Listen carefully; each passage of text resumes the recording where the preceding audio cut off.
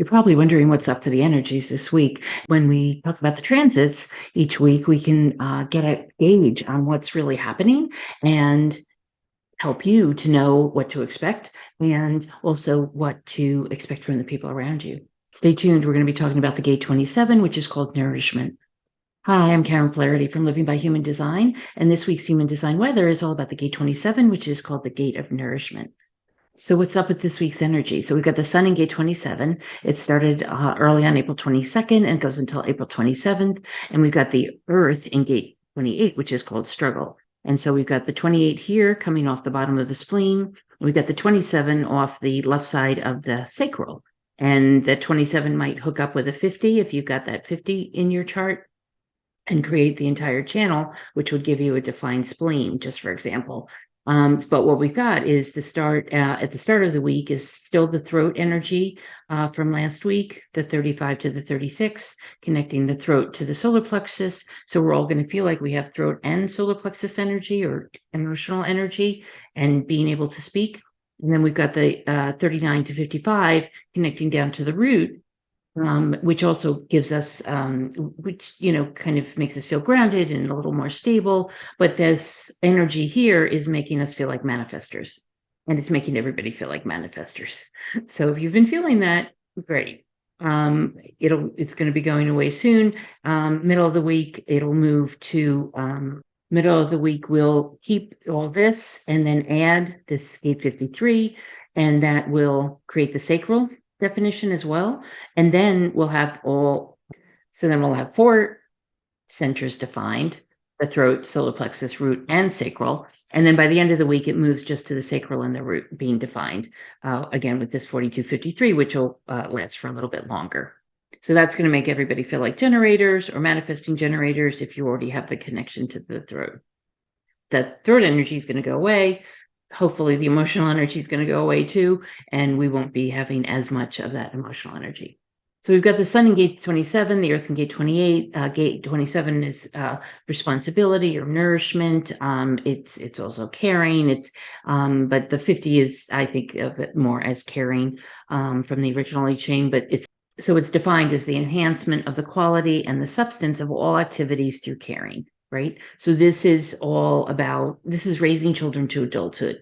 This is the energy of, it's part of the defense circuit and the tribal circuit and, or the defense circuit within the tribal circuit. And it's what raises kids with education and feeding and taking care and putting them to bed at night and, washing and washing the clothes and washing the kids and everything that goes with it. It's all of that nurturing stuff that parents feel responsible to do, right? Or that other parts of the family feel responsible to do. The Incarnation Crosses this week are the cross of the unexpected, caring, and alignment. And in quantum human design, gate 27 is called nourishing. The gate 28 is called struggle. It's in quantum human design, it's now called tenacity, and it's basically the preponderance of the great or the game player in the original I Ching. It's part of the individual circuit, and it's the transitoriness of power and influence. And so you can see these two are actually quite different. One is about struggle and very individual, and the other one is very tribal and about responsibility. So they are, quite different. Usually they can play well together, just like a lot of other pairings here with the sun and the earth, but these are much more, these are more different than they are like, let's put it that way. So it's the transitoriness of power and influence. It's having struggle and getting beyond it, having struggle and getting beyond it. It's that back and forth between, having a problem and finding a solution, having a problem and finding a solution. Now, some people get downtrodden when they have one struggle after another. The good thing with the gate 28 is that usually the struggles end around 40 years old, and then people can go on to, with the 38, which is the other half of the channel, figure out what's worth fighting for and what's worth struggling over, and then kind of move their life along that path once they found their purpose and they can move on. And that makes for, a much more contented lifestyle. In the gene keys, purposelessness is the shadow, totality is the gift, and immortality is the CD. So when we talk about it as the gene key 27, we've got the shadow on the lowest end being selfishness. The repressive and reactive sides of that are a little interesting.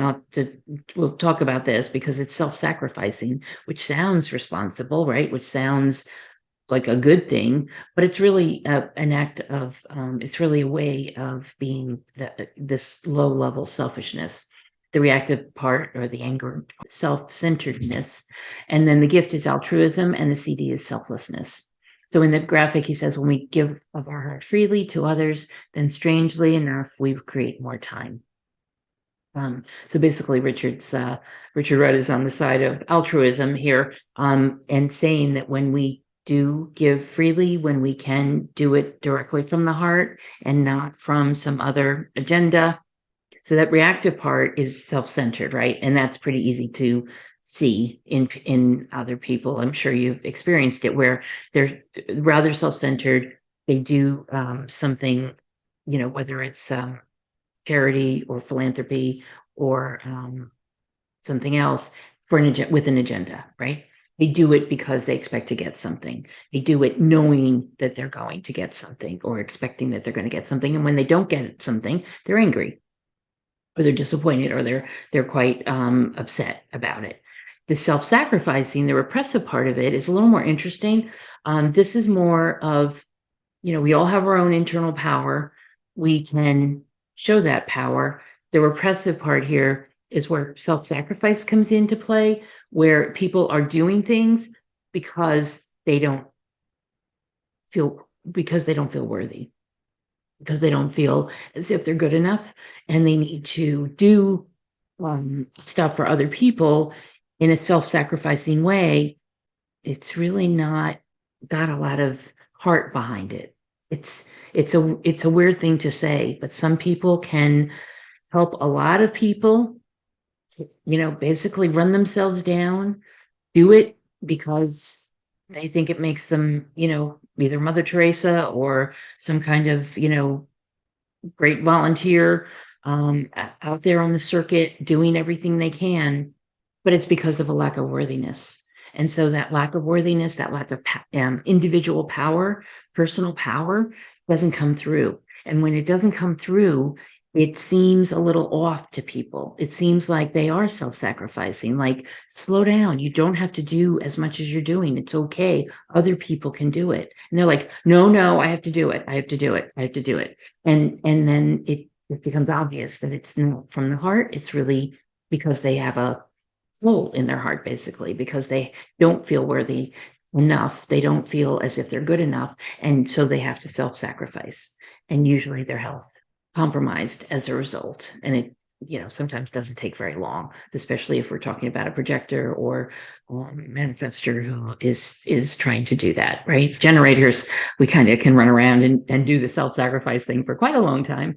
And before we realize that there are boundaries, and the boundaries are there for a reason.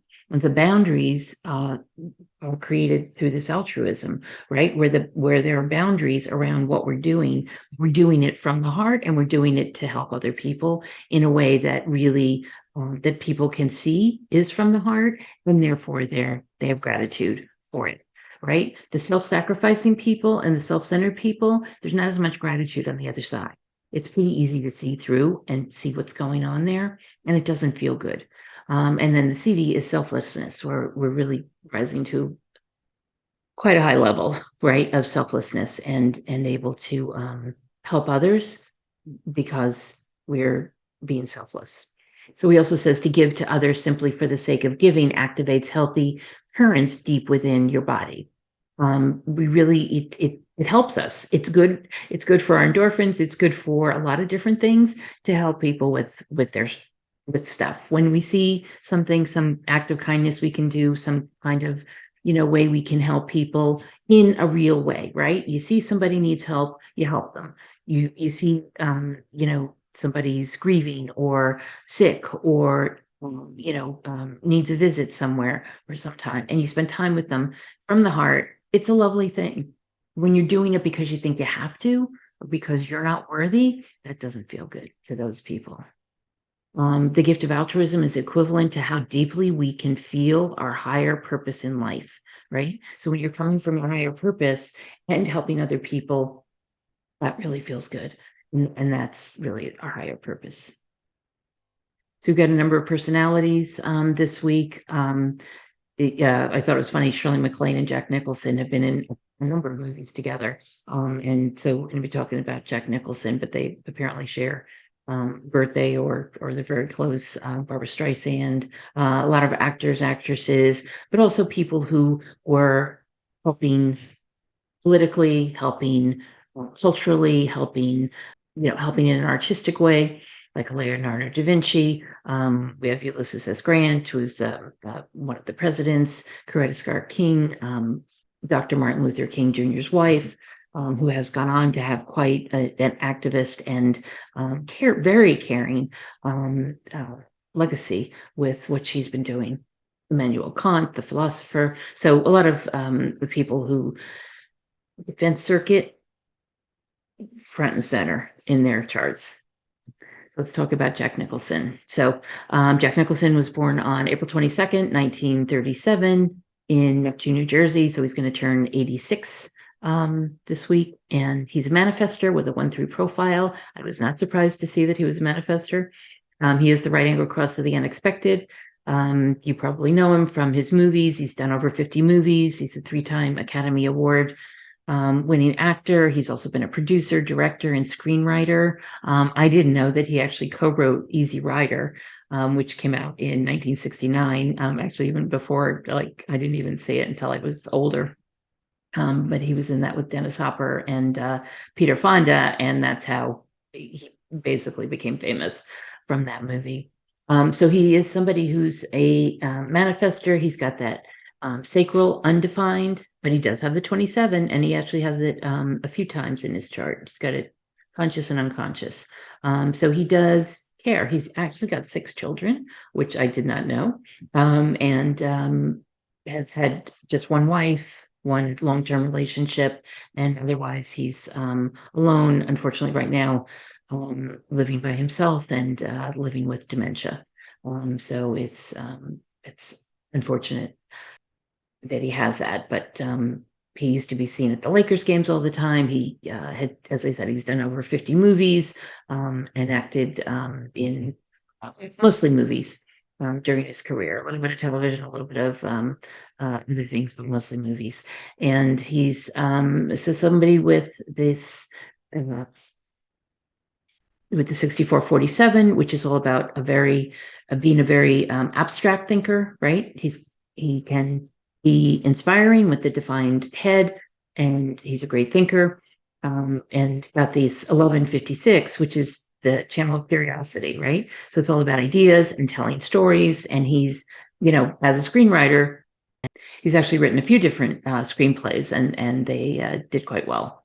As a manifester, he's got the throat connected via the 1222, and he's got the 1222 defined in his chart, but it is in red, so it's unconscious. And I'm sure he's aware of it now, but he might not have been as aware of it when he was younger. But it is an individual channel. He does give him a very erratic emotional wave.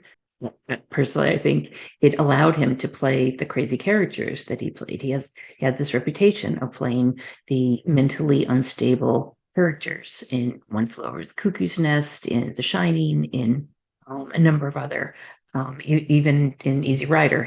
He's also got the 2838, that entire channel there. So he's got the 28 in his conscious earth, but he's got the 28 connected to the 38. So there might have been some struggles as he was coming up. And actually he was 32 before Easy Rider was made. So 32 years old. So he was trying to get into the movies.